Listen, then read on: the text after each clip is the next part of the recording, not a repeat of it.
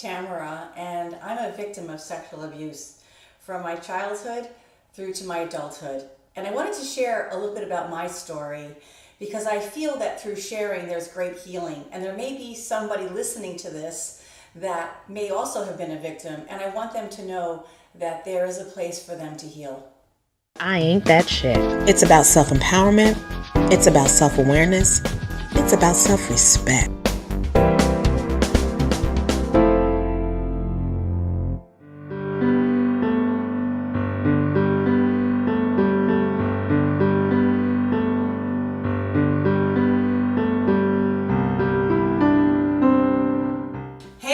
My name is Rae-Shan, and welcome back to another episode of I Ain't That Chick. I do have another fantastic guest with me today. Please introduce yourself to everyone. Hi, my name is Tamara.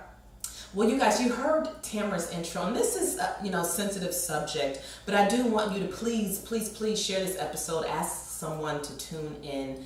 And Tamara, in your intro, you talked about sexual abuse. Mm-hmm.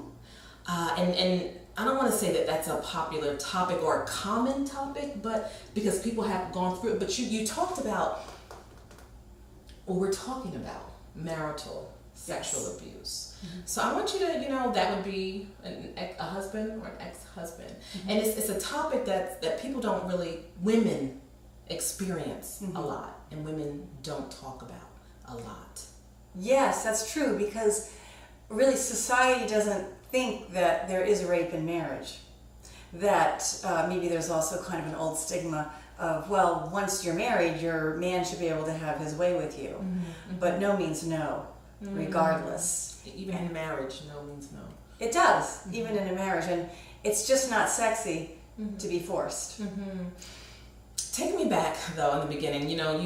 Girl meets boy, girl falls in love with boy, and do you see any signs during your courtship, or is it just beautiful, the courtship?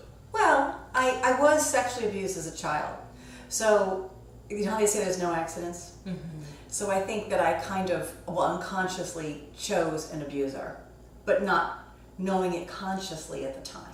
Okay, so let me stop. Take me back to childhood then. You said you were abused as a child. Yes, I was sexually abused as a child by a family member and a pretty strong attempt by a neighbor, but luckily I got out of that. Wow.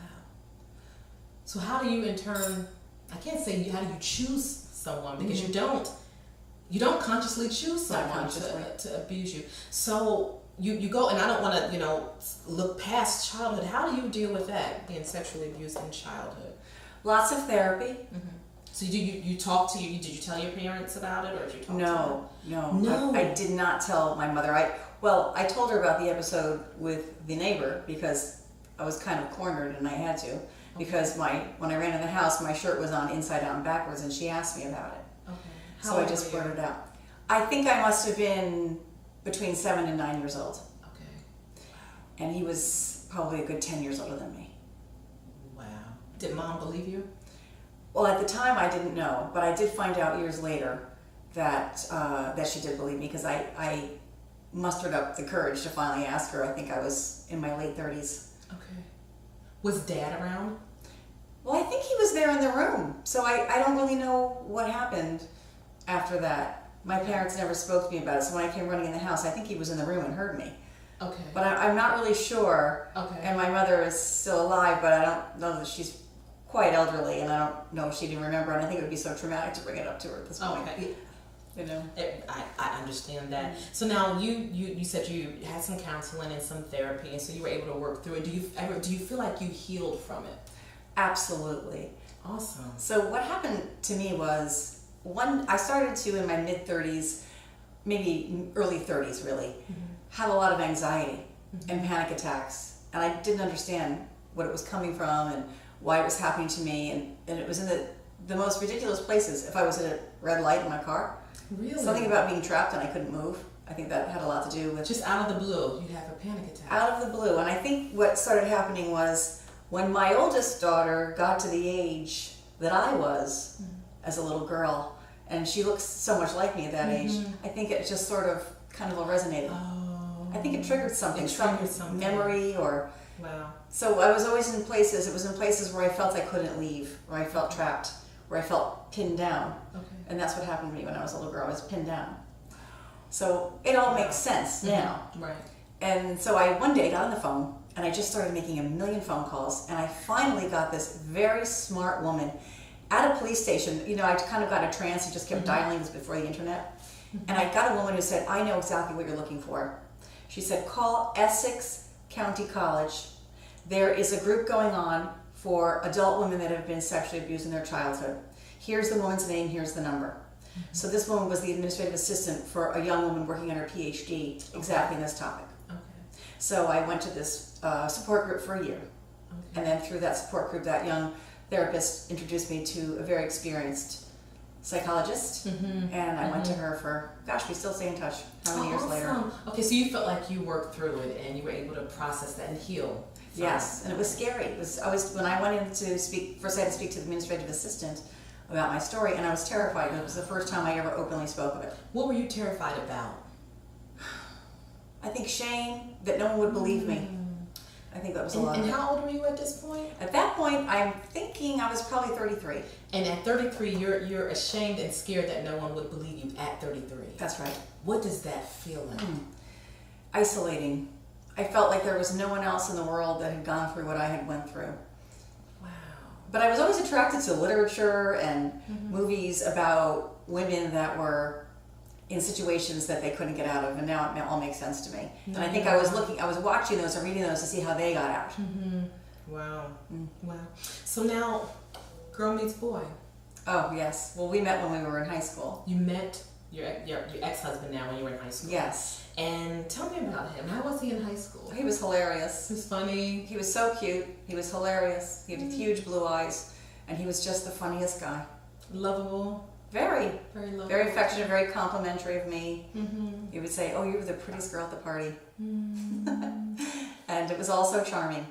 Then when we were first married, we both drank a lot when we were first married. Partied a lot. We How old were partied you? hard. Like when you When we got married, let's see, I was 23 and he was 22, so he was So you're younger. kids, pretty much. Children. You're kids. Way too Okay. young. Yeah, you're kids. So you got married at 23, Yes. and everything was good, I assume. Yeah, I think so. And we, I remember it was very early in our marriage, maybe the first 6 or 8 weeks. We, like I said, we had been drinking heavily the night before, and the next day was a Saturday or a Sunday, and we were in our apartment, and he said, I'm really sorry, I feel really horrible about something. And I said, what? And he said, well, while you were passed out drunk last night, I had sex with you. And at that time, because he said he was sorry, I thought it was okay. And I thought it would never happen again, because no one ever apologized to me for anything. So I thought he really meant it, and I, from my own kind of twisted background, I thought, well, maybe that's just how life is. You're just, sex is taken from you without permission. Without your permission. Now, did you know anything was off or wrong when you woke up that morning? Did you Nothing. Have nothing? That's the weird thing. Absolutely nothing. Maybe I had a terrible hangover. I don't remember. Did you think like, oh, did somebody slip something in my drink or something, or I just? No, we just drank a lot. Okay, just drank. I think we drank a lot, and a lot of beer. It was beer, really. I remember we didn't drink really hard alcohol, but I think we drank a lot of beer. Now, did you lose a little bit of trust for him after he told you that, or no? I think I remember fantasizing like, maybe he won't find his way home. Maybe. And then I had a good job, and I remember one of the girls that I worked with, one of the young girls said, well, I need a new roommate. My roommate's moving out, and I was fantasizing about leaving him. After that one time? That was probably 6 months after that. 6 months. Did anything else happen in between during those 6 months? Not that I can remember. No. So so did that one time, him apologizing and saying, hey, I did this to you, did it take you back to your childhood and what had happened to you then? I don't have any memories of that, really. I just remember thinking, this is life. I mean, not really even thinking that. I don't think I had a really conscious thought of it, but I think I unconsciously just thought, well, this is the way life goes, just because of my experiences in the past. That I really, that I didn't even know what their word was in those days, but there was no empowerment, no individual. Like I didn't matter. You didn't have a voice. Right. No self-esteem at all. What do you think, maybe some of your girlfriends would have said had you told them that back then? And I knew not to, unconsciously too, that you don't talk about that, because then what? And Yeah. I think a way I had to figure it out in my own head. But I think if it had been, well, I got pregnant with our first child, and that changed everything. And I said, okay, I'm gonna, obviously I'm staying, and we're going to start a family, and then things got progressively worse in our marriage. Did it? When you say worse, was it more abuse? Or? Yes, more often. It was more often, more consistent, and certainly an expectation of. And if I didn't, he wouldn't speak to me for a few days. So if you wouldn't be intimate, if you wouldn't have sex, Right. with you, he wouldn't sleep with you. No, he would speak to you. He would speak to me, and he would not participate in the park with the kids, and He would pout. In other words. yes, he did. Go on He strike. did. Yes. And then after a while, I was like, oh, good, he's gone. I was like, You thank do it on God. purpose. You would do it on No, purpose. not even. I was just. I had no feelings at all, and as time went on, and as it got to the end of our marriage, I really had been in pretty intense therapy, probably the last 6 months of our marriage, and things changed really quickly. And I knew I needed to get out. And I had the confidence to get out. That's why I really believe in therapy, because it provided me all of the tools, like a toolkit that I needed To emotionally to get out. Did you because some women say you it's not easy to get out. Did you have to make a plan and be strategic, or and also take me to that moment where you decided, you know what, I've got to go. I can't do this anymore. Well, our marriage was disintegrating, so we had both agreed that it needed to end. And it was a matter of when he was going to be able to leave. And he kept putting it off and putting it off. And of course, in my mind, I'm like, can't wait till I'm in my, I could just be in the house with my children and not have all of that angst and stress over my head. Okay, so that's a good point. Now, was there like stress or angst every day, All the thinking like, time. okay, my husband's gonna want sex when I come home, and I just don't want to, or maybe I don't feel like it. Was At that bedtime. pressure? There was At a lot of bedtime. angst at bedtime. Really? Yes, and to this day, I don't like anybody touching me when I sleep. Really? Yes. So you don't want to cuddle at all. Well, yeah, and it's safe. I have a wonderful man in my life now, but and very safe with him. Okay. But it's funny, if somebody wakes me up in the middle of the night, I'm immediately like ready to fight, almost that kind of feeling. I'm very crabby. Yeah, you still have Not when the this- babies woke me up when they were little, when they were crying. Right. That's different. Right. But if someone were to, Where to like, Right. hey, wait, wow. Yeah.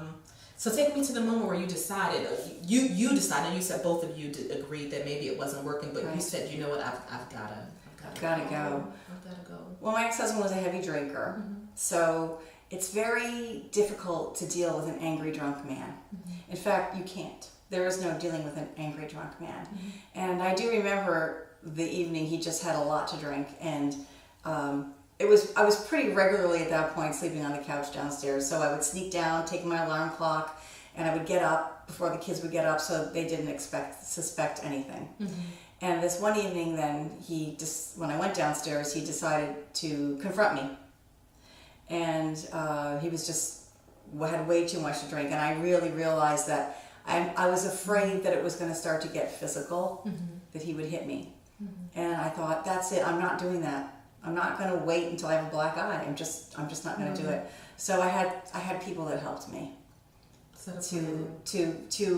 They gave him a place to stay, and then now somebody else knew. Okay. And then Did it stop then? well, he left. I got him left, out. okay. Yes. I hate to ask you this. Oh, that's all right. You can ask me. But what do you think? How does it feel? What goes through your mind when, as a married woman, your husband doesn't take no for an answer? Your husband Right. rapes you. What is that like? It's so traumatizing. It's just, sometimes you'll say, well, I'll give it to him because maybe that'll quiet him down and that'll just hold him over. Right. It was never a fun thing. It was always like A chore. A chore. Yeah. And It then was. you keep doing it, and you have to keep doing it. And I believe so many women have gone through this. Oh, I think it's just, if nothing else, just to pacify him. Oh, let me just go ahead and Right. get over it and done with. Right. Does it affect your self-esteem? Well, it really affects how you feel for them. You really, start to lose respect for Trust. your husband Yeah. if you really don't want to do something, Yeah. and you're just doing it to pacify them, even if it's not a violent situation like mine often was. Mm-hmm. I think even if it's like, just look, if maybe there's something a man could do to help a woman get in the mood, do the dishes, help with the kids, pitch in. That's just very sexy to a woman. Yeah.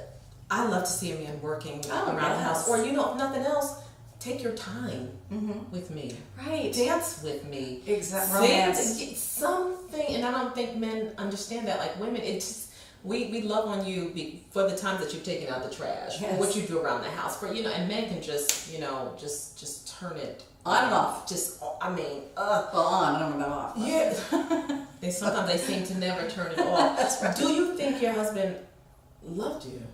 I don't really know that he can love in that way. I think when somebody is like that rapes your wife repeatedly, or just when they just feel they can take what they want when they want it, I don't know if they're healthy enough to really understand what love was. And I don't know that I was either one before I went to therapy. I don't think I understood. I thought love was all the wrong things. Because I saw you kind That's of all I in that knew. situation. What would he say to you afterwards? Nothing. Like, would you cry afterwards? Would you be No. angry? No? I didn't. I never cried. Did No. you just like lay there, or did you participate, or? Sometimes you have Sometimes you to. Sometimes you do. have to You participate do. because they think you're not. But the worst part was when he was drinking a lot, and it would just, I'm sorry to say, it would just take forever, and it was just torture. There's nothing worse than somebody with alcohol on their breath all on you. Oh it's yeah, it was not fun. Wow. And would he apologize the next day? Never. Never. Only that one time, when we were very, very young, and then he knew something. He seemed to understand that was wrong, that is not the right way to do things. But later on in life, I wouldn't say that he ever gave me a clue that was the wrong thing to do. I think he felt entitled, that he had every right to do it. And he was an alcoholic and he did drink a lot. But I don't think that mattered. It didn't matter to him. I don't think so, because during the daytime, if he was around, it was always he wanted to try to sneak off, and I just You was think like, he was a sex addict? oh, definitely a sex Definitely. addict. Okay. And Definitely. so I want you to just look and kind of maybe tell some women what they should possibly look for. Like, what are some signs, do you think? Well, I think that before you're married, most people have premarital sex these days, that if a boyfriend or a fiance isn't able to read you emotionally, it's time to bail. And if they don't honor your emotions. Oh, say that. Okay, I have to ask about that because that just triggered some stuff for me.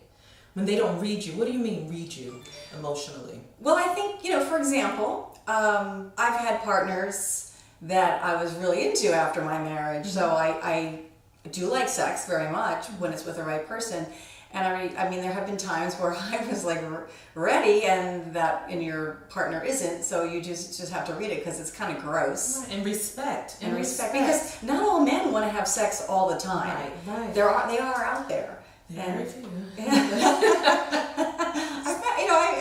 I've met a few, and and it's. I think that's important. You're right. There aren't that many, but I think that you can be in a situation like that. But I think that when you are in a relationship, and if you're in a serious relationship, and your partner doesn't really know how to read you and understand it, because everybody knows most people know that when someone isn't ready for something, you have to back off. You just have to give people their space. It's very, very important. And if someone's not honoring your space, then it's the relationship isn't worth it. And you're never going to find the right guy until you make space for the right guy or the right girl, whatever it might be. Wow. So for people they'll stay in a bad relationship and just say, okay, I'll leave this, not bad, but a relationship where they're not fulfilled, and they'll say, okay, I'll leave this one when the right one comes along. I don't think, I guess that happens, but I think being alone and allowing yourself to find yourself, because I didn't have a sense of self when I got married. And I really do believe that you shouldn't get married before you're 30. Right. I agree. I think your frontal cortex needs to finish developing, because that's the decision part making of your brain, to simplify it. You don't really know You what don't you want. You know. haven't lived anything. No, you really don't know. And I think that by also having your own money, having some money, is really important. I didn't have anything. So you were dependent upon Oh, your ex-husband completely. for everything. Did you work during this? Not during my marriage. I stayed home with the children, and so I kind of had to start all over again. So he had a lot of control. He had all the control. He had all the control. All of it. Man, I just want to reiterate that what you said, as far as, in other words, respecting your partner's temperature or what they say, because I know there are plenty of women, and men, it goes both ways also. Yes. I don't know, it goes both ways.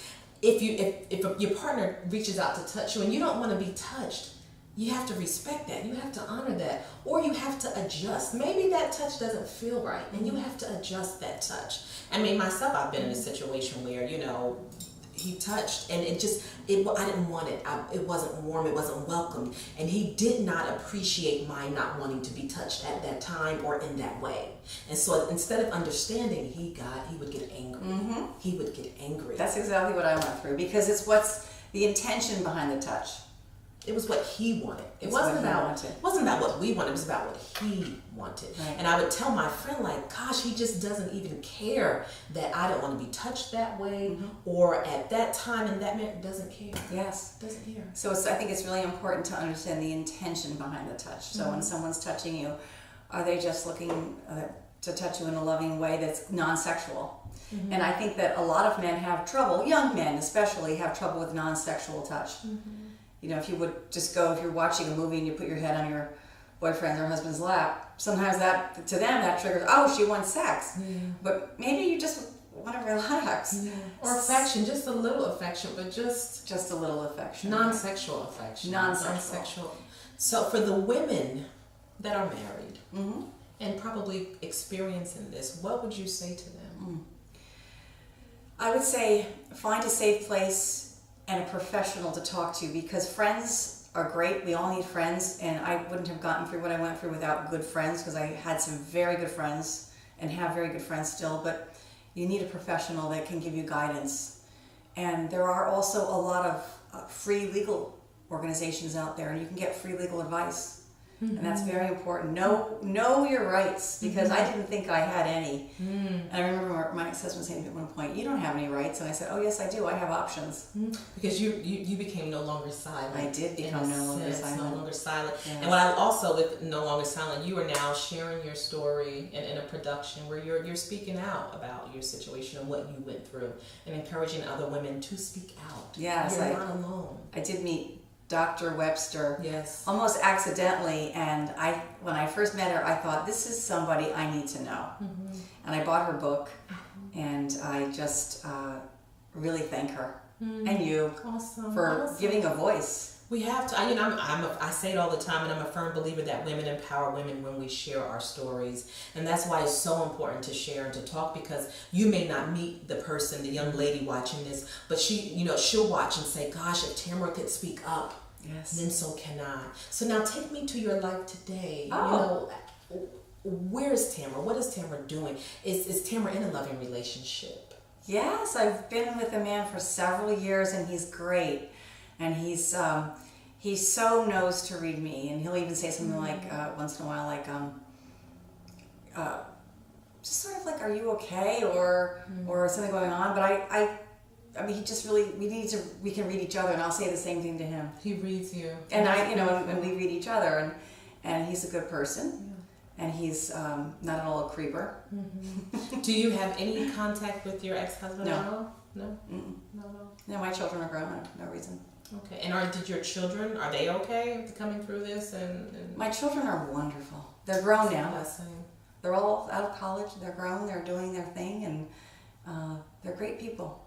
That's awesome. Yes. Tamara, thank you so much for sharing your story. I so appreciate you. Thank you so much. Thank you. Let's say goodbye to everyone. Bye. Goodbye. Thank you.